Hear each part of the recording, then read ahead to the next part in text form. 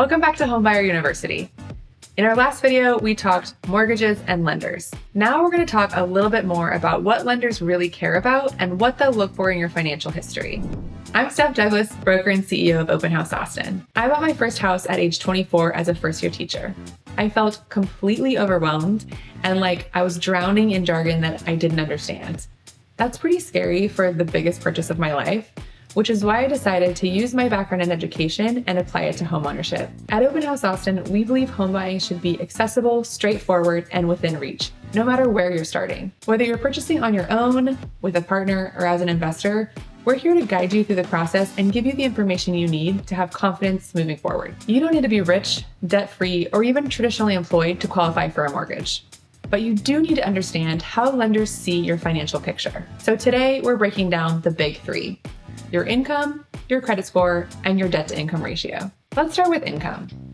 Most people assume that if you're not making six figures or getting a regular paycheck, you're out of the home buying game. Not true. Whether you're a W-2 employed, freelancing, or running your own business, you can buy a house. The difference is how you prove your income. If you're W-2 employed, you get a consistent paycheck, and lenders love that. They'll ask you for your pay stubs and your tax returns, but usually that's enough. But if you're self-employed, that's where it gets a little more nuanced. Lenders want to see a full 2 years of tax returns showing stable or increasing income. And if you've been writing up everything under the sun to save on taxes, that might hurt you here. So if you're self-employed and planning to buy a house, start talking to a CPA.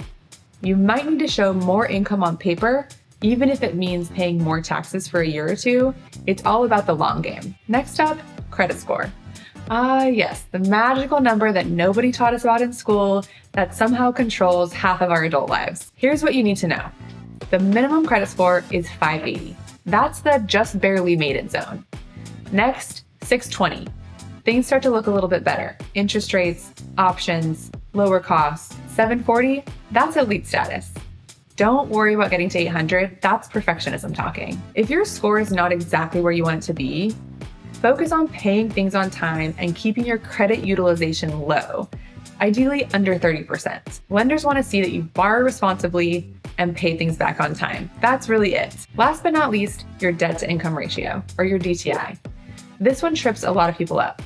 It's the percentage of your income that goes towards paying your debt each month. This includes student loans, car payments, credit cards, and yes, your future mortgage payment. Here's how it works.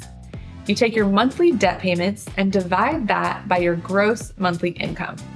Lenders want this number under 50%, including your new mortgage payment. Let's say your gross monthly income is $6,000 before taxes. If you're paying $250 for student loans, $400 for your car, and $150 in credit card minimums, that's about $800 a month. Divide that by $6,000, and you're at about 13%. That gives you room for a mortgage payment of about $2,200 before you hit that 50% mark. Hopefully that makes sense. To recap, your income, credit score, and DTI are the big three things that lenders are looking for.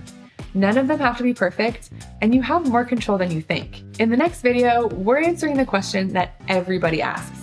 How much money do I actually need to buy a house? Spoiler alert, it's less than you think.